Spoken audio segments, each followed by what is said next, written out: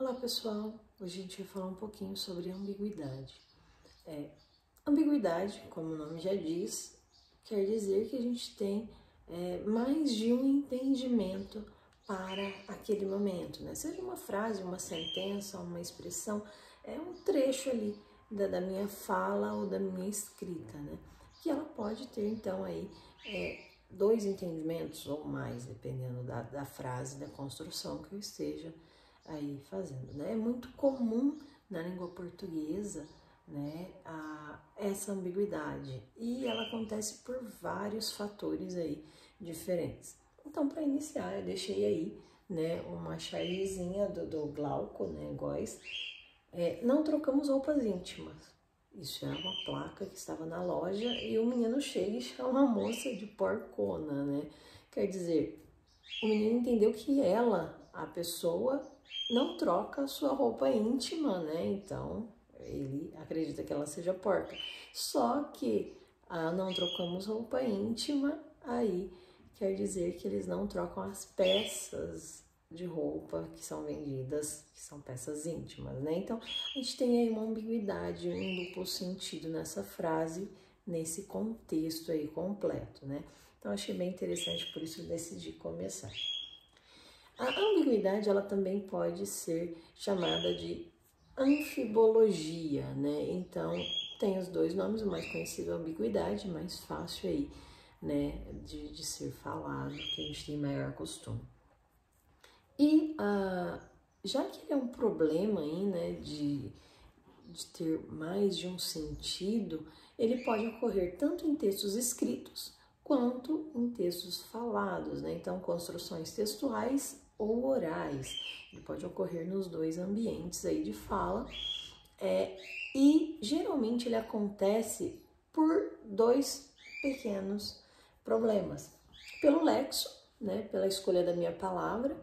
Então, às vezes eu pego ali, eu escolho um lexo, uma palavra que ela gera essa ambiguidade, gera esse duplo sentido, ou pela sintaxe, né, pela disposição, pela colocação na frase dessa palavra. Então, às vezes, se eu coloco ela em uma determinada posição, ela vai gerar ambiguidade. Se eu mudo ela de lugar na minha frase, eu já vou exterminar essa ambiguidade. Então, a gente tem essas duas possibilidades aí de gerar ambiguidade na nossa língua, ok? Então, isso é um pouquinho do que a gente tem que prestar atenção e tomar muito cuidado.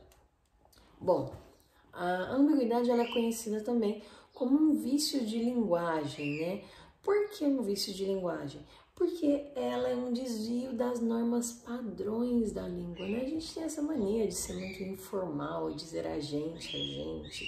E essa informalidade, né? Ela acaba trazendo outros desvios, outras maneiras de dizer que não sigam rigorosamente as normas da língua, as normas gramaticais, e aí acaba gerando um pouco aí esses problemas também por esse motivo, né? E só que a ambiguidade, ela nem sempre é considerada um erro. Por quê? Ela é aceitável em textos líricos e poéticos, né? Então, porque essa ambiguidade muitas vezes ela é necessária, ela cria as maneiras de expressão e eu digo uma coisa querendo dizer outra e isso embeleza um texto poético, um texto lírico muitas vezes. É diferente, por exemplo, de textos jornalísticos e acadêmicos, né? Que eles não podem gerar essa ambiguidade, eles têm que ser textos certeiros, né? Um texto jornalístico ele não pode gerar ambiguidade, a informação ela tem que ser completa e precisa. Um texto acadêmico é a mesma coisa. Então, eu não posso ter esse tipo de problema nesses textos que são textos formais, textos informativos, ok? Então, a gente tem que tomar muito cuidado com isso. E a gente tem alguns tipos de ambiguidade que a gente pode evitar, dependendo da nossa frase, a gente pode gerar aí textos completos sem esse problema, né? Então, o primeiro dos tipos de ambiguidade, uso indevido de pronomes possessivos. Lembrando que pronomes possessivos são aqueles que indicam posse, né? Então, quem é dono daquilo, a quem pertence aquele objeto, né? Então, a gente tem que tomar muito cuidado com o uso de pronomes possessivos. Por quê? Eu tenho, por exemplo, aquela frase ali, ó. Andréia pediu a Fabiano que pegasse sua mochila na sala. Tá? Andréia pediu para o Fabiano pegar a mochila dela ou a mochila dele, né? Então, qual das duas mochilas? A sua mochila quer dizer terceira pessoa.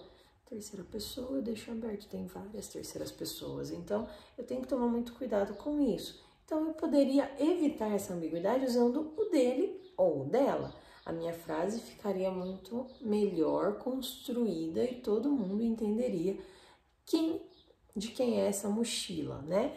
Então, eu tenho aqui, por exemplo, André pediu a Fabiano que pegasse a mochila dele ou dela na sala. Então, eu poderia escolher um desses dois pronomes, eu acabaria com essa ambiguidade, eu acabaria com esse problema de pronome possessivo. Eu só alterei o pronome possessivo. A frase fica muito melhor, muito mais completa. Eu sei o que eu tenho que fazer, né? No caso aí, o Fabiano saberia exatamente qual mochila pegar. A colocação inadequada de palavras. Então, aquela questão da sintaxe que a gente falou, né? Aonde eu vou posicionar essa palavra? Vai ficar correto? Não vai? Como vamos estar? Como essa frase fica de acordo com o meu posicionamento? Então, eu tenho ali, por exemplo, o garoto mal-humorado resmungou durante a prova, né? Esse garoto, ele estava mal-humorado ou ele é mal-humorado? Né? Então, ele é sempre mal-humorado ou ele estava naquele momento? Por isso que ele resmungou durante a prova. Né? Então, eu tenho que melhor construir essa frase, para que as pessoas entendam que ele estava naquele dia ou ele sempre é dessa maneira, né? E aí eu poderia melhorar colocando duas frases aí diferentes, né? A primeira, mal-humorado, o garoto resmungou durante a prova. Quer dizer que ele estava naquele momento mal-humorado. Ele não é sempre, ok? Então, a gente tem que tomar muito cuidado com isso. Agora, o garoto, vírgula, sempre mal-humorado, eu tô fazendo uma explicação sobre esse garoto, que ele sempre é mal-humorado, né? Então, eu ponho entre vírgulas essa explicação. Ótimo! A disposição das minhas palavras aí, a escolha, o posicionamento através de elementos básicos da língua, norma gramatical, né? Eu consigo mudar essa ambiguidade. Então, o garoto estava mal-humorado nesse momento e aqui ele sempre é mal-humorado. Então, eu tenho duas possibilidades de frase que vão me dar a certeza do que eu quero dizer, ok? Então, eu evito essa ambiguidade com coisas simples, com coisas básicas. Uso de forma indistinta entre o pronome relativo e a conjunção integrante. Qual que é a diferença entre os dois? O pronome relativo, ele tem um antecedente, ele vai retomar um termo dito anteriormente, né? Agora, a conjunção integrante, ela forma uma frase substantiva, né? Então, a gente tem aí uma relocação, né? Então, eu vou saber diferenciar essas duas frases de acordo com o uso de um ou de outro. E dependendo de como eu coloco na frase, eu não sei qual dos dois a pessoa quer dizer, né? Ou o que eu quero dizer. Então, um exemplo disso é: a mãe avisou a filha que estava terminando o serviço. Quem estava terminando o serviço? O que se refere à mãe ou o que se refere à filha, né? Quem estava terminando o serviço? A mãe ou a filha? Então, eu posso melhorar essa frase e trazer o sentido de saber quem estava terminando esse serviço com dois elementos básicos. A filha, né, quer dizer, a mãe falou para a filha que a mãe avisou que estava terminando o serviço. Então, a mãe avisou a filha. Então, para a filha, que ela, a mãe, estava terminando o serviço. A mãe avisou a filha que estava terminando o serviço, certo? Então, a gente tem aí agora uma certeza de quem está terminando o serviço, através da minha posição, através aí, por exemplo, da crase, né? Então, a gente tem uma distinção entre um pronome relativo e a conjunção integrante, né? Então, aqui a mãe avisou que a mãe estava terminando o serviço. Eu tenho aí o pronome relativo. Agora eu sei identificar qual é qual, né? Se eu estou usando o pronome relativo ou a conjunção aí integrante, ok? Então fica muito mais fácil, muito mais simples. Lembrem-se, a ambiguidade ela pode ser resolvida com pequenos detalhes. Uso indevido de formas nominais.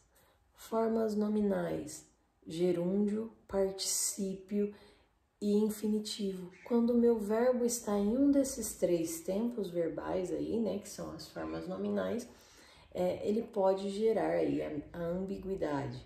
Então eu tenho, por exemplo, a garota viu o vizinho correndo. Quem estava correndo, era a garota ou era o vizinho? Né? Então eu tenho o gerúndio aí, né, o NDO, que ele me traz essa ambiguidade. Quem estava correndo, ela ou ele? Né? A gente pode resolver isso com as duas frases seguintes. Correndo, quer dizer, quem estava correndo? A menina. A garota viu o vizinho, né? Agora, a garota viu o vizinho e o vizinho que estava correndo, né? Então, a garota viu o vizinho, vírgula, que estava correndo. Quem estava correndo? O vizinho. Na primeira frase eu tenho a garota estava correndo. Então, por uma vírgula aí, uma mudança, né, de posicionamento desse verbo, eu consigo resolver a ambiguidade, certo? Então, lembrem-se que aqui, nesse momento, quando eu penso em formas nominais, muitas vezes ele é resolvido com aquela questão da sintaxe, né, da disposição das palavras na frase. Então, isso resolve muito o meu problema. Além da ambiguidade, a gente tem um problema que pode gerar essa ambiguidade, que se chama polissemia. Polissemia nada mais é do que as palavras que têm mais de um significado. Isso acontece em praticamente todas as línguas, né? Às vezes uma mesma palavra ter significados diferentes. E essa palavra ela vai ter um significado dependendo muito do meu contexto. Então, se eu estou dizendo a respeito de uma determinada coisa, ele vai ter um significado. Se eu digo a respeito de outra, ele vai ter outro significado, tá? E é uma ocorrência supernatural no nosso idioma, né? Porque essa palavra, já que ela tem mais de um sentido, ela é polissêmica, então ela pode gerar diferentes entendimentos, se ela não for expressa de uma maneira completa, ok? Então, eu tenho aqui, por exemplo, as palavras ponto e pregar. Um ponto. Eu posso falar um ponto matematicamente falando, né? Um ponto numa reta lá. Eu posso falar um ponto, ponto final, a pontuação gramatical. Eu posso falar o ponto de ônibus, né? Então, eu tenho o ponto como uma palavra que tem vários significados. Né? Eu tenho pregar, o pregar de pegar e martelar um prego ali, colocar, pregar ele na parede, por exemplo. Eu tenho o pregar de pregação, eu vou pregar um sermão em alguém, eu vou pregar de ato religioso, né? De dizer algo. Ou eu vou preguear a roupa. Então, o pregar aí e o ponto são duas palavras exemplo desse momento. Eu vi uma charge muito interessante. Há pouco eu não coloquei ela no slide, esqueci, mas ela dizia assim, tinha um menininho olhando para o céu e dizia, vendo o pôr do sol. Vendo o pôr do sol, quer dizer, a maioria das pessoas vai entender que ele está observando o pôr do sol, né? Mas o vendo pode ser de vender, né?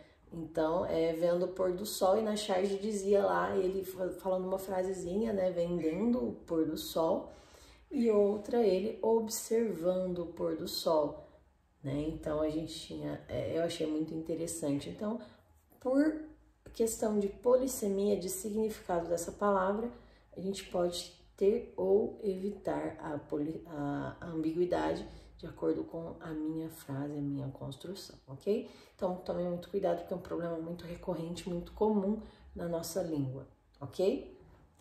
Até breve, pessoal!